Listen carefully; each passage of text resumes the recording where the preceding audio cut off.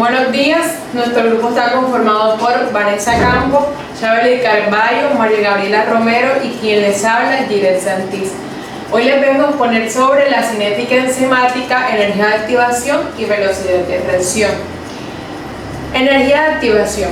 La energía de activación de una reacción química se relaciona estrechamente con su velocidad, es decir, mientras mayor sea la energía de activación, más lenta será la reacción química, como se ve representado en la siguiente imagen. Esto se debe a que las moléculas solo pueden complementar la acción una vez. Ya una vez que estas ya han alcanzado la cima de la barrera de la energía de activación, esta es la cima de la barrera de la energía de activación. Mientras esta sea más alta, menos moléculas tendrán energía suficiente para superarla en cualquier momento dado. Es decir, mientras la energía de activación se encuentre aquí en la cima, la velocidad de reacción será mínima y serán menos moléculas las que se verán ejecutadas. La velocidad de reacción se define como la cantidad de sustancia que se transforma en determinada reacción por unidad de volumen y de tiempo. Un ejemplo de una velocidad de reacción es la oxidación del hierro bajo condiciones atmosféricas en una reacción que puede tardar muchísimos años, pero la combustión de esta, de vulcano, es un fuego de una reacción que sucede en fracciones de segundos. La velocidad de reacción de una reacción química indica cómo varía la concentración de reactivos o productos con el tiempo. Esta es la fórmula de la velocidad de reacción. Esto varía de acuerdo a los reactivos, los productos o el tiempo. Para que la velocidad de reacción suceda, esta necesita de dos cosas. Se necesitan dos moléculas que colisionen la una con la otra en una orientación correcta. Y la segunda cosa es que estas necesitan tener una cantidad muy mínima de energía. Ahora vamos a continuación a hablarles sobre la catálisis. La catálisis es el proceso por el cual se aumenta la velocidad de una reacción química debido a la participación de una sustancia llamada catalizador, y aquellas que desactivan la catálisis son llamadas inhibidores. Una característica importante es que la masa del catalizador no se modifica durante la reacción química, lo que lo diferencia de un reactivo, cuya masa va disminuyendo a lo largo de la reacción. Un catalizador es una sustancia que se puede añadir a una reacción química para aumentar la velocidad de reacción. Al esta ser consumida en el proceso, los catalizadores aceleran una reacción al disminuir la energía de activación por el cambio del mecanismo de reacción. Esto sucede en todo el proceso de catálisis, donde también intervienen los inhibidores.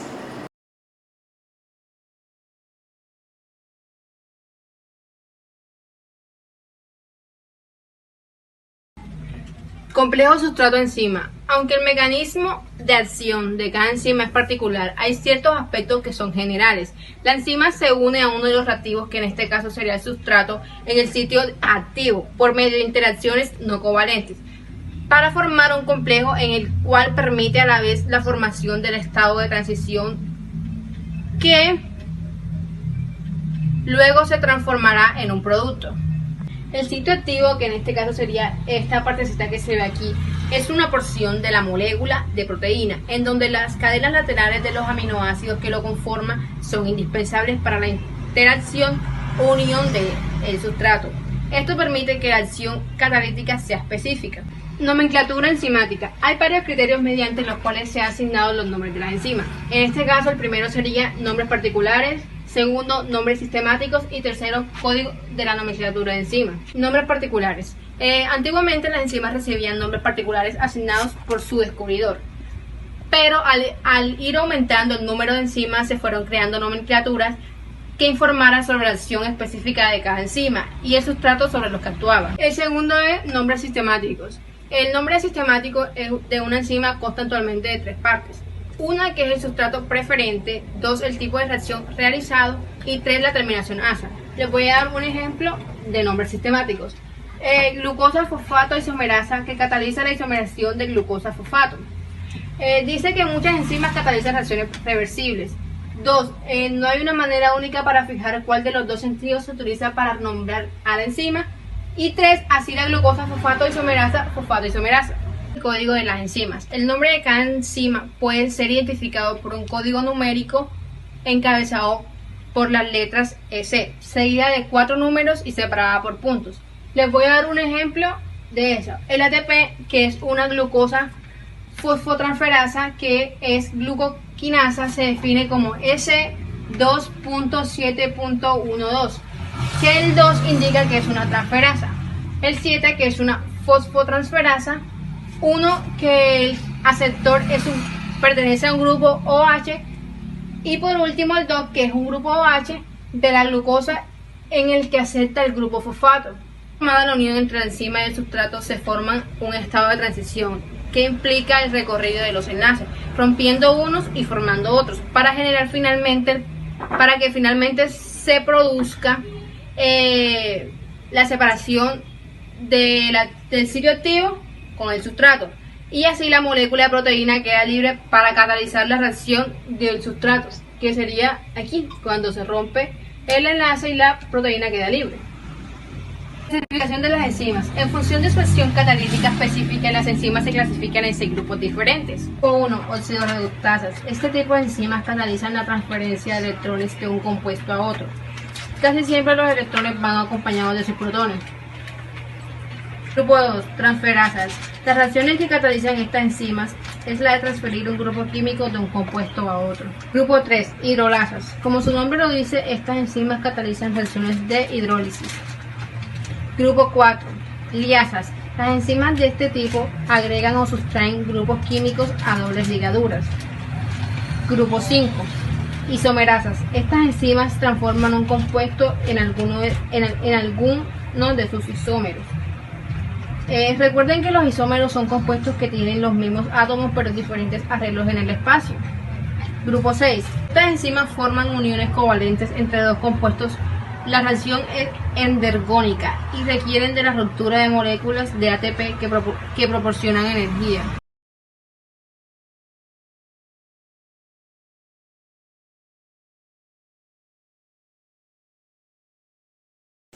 Un cofactor enzimático es un componente no proteico de bajo peso molecular necesario para la actividad de una enzima para promover la actividad catalítica.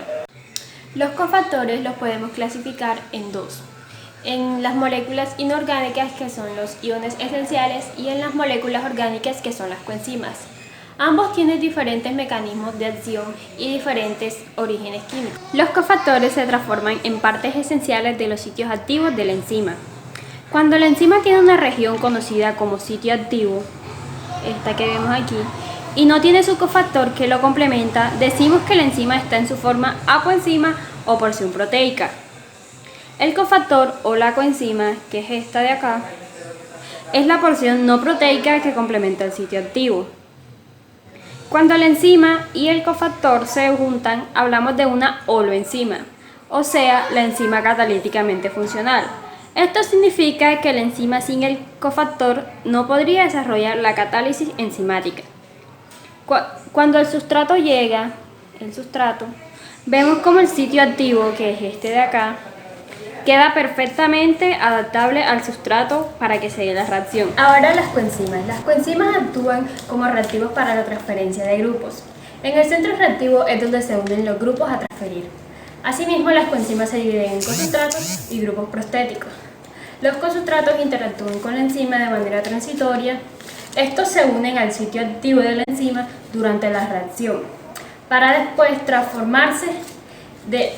que sucede la reacción, transformarse y disociarse en el sitio activo de la enzima. Por esto se dice que se recicla.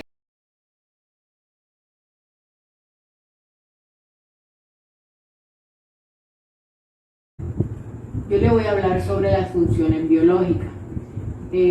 Como todos sabemos, todos los organismos realizan una amplia variedad de funciones biológicas, tales como lo es la nutrición, la reproducción, la relación y la locomoción, ya que estas funciones nos permiten mantener la vida y también dar continuidad a la especie a través del tiempo. Bueno, en cuanto a la nutrición, La nutrición son procesos mediante el cual los organismos consiguen las sustancias necesarias para obtener energía y también mantener la vida. En la nutrición encontramos dos tipos de nutrición. La nutrición autótrofa, que es donde entran las plantas, los vegetales, ya que estas son capaces de producir su propio alimento, como por ejemplo las plantas, las algas y algunas bacterias. También encontramos la nutrición heterótrofa, que es donde entramos nosotros los animales, ya que nosotros no somos capaces de fabricar nuestro propio alimento. Estamos conformados por un sistema digestivo, respiratorio, circulatorio y excretor.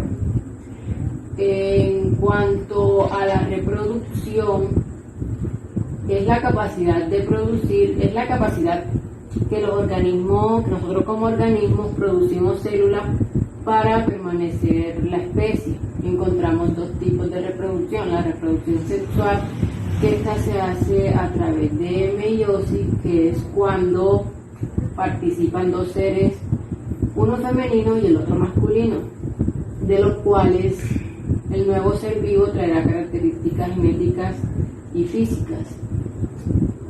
Y en cuanto aquí entrarían los animales, y en cuanto a la relación asexual, esta se hace por procesos mitóticos que pueden formar un individuo nuevo con las mismas características genéticas.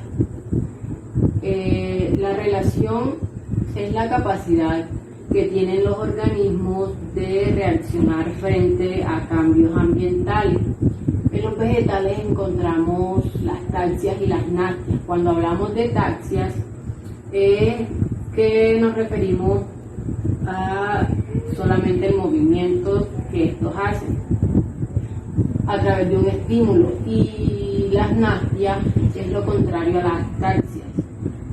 Esta es cuando se realizan movimientos pasajeros de algún órgano de la planta.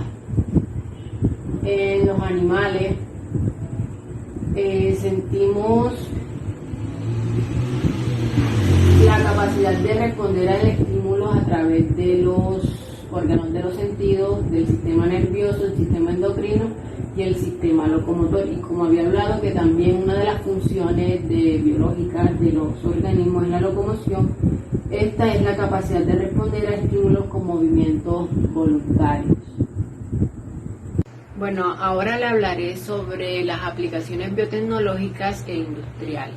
Las aplicaciones biotecnológicas son procesos tecnológicos que se realizan a través de seres vivos con el fin de crear e implementar servicios útiles para el hombre. Estas aplicaciones biotecnológicas tienen una clasificación en la cual se encuentra lo que es las aplicaciones médicas, aplicaciones agrícolas y ganaderas, aplicaciones a procesos industriales y aplicaciones ambientales. En cuanto a la biotecnología industrial, esta se puede definir como la aplicación de diferentes disciplinas de la ciencia y de la ingeniería, con el propósito de transformar algunos materiales a partir de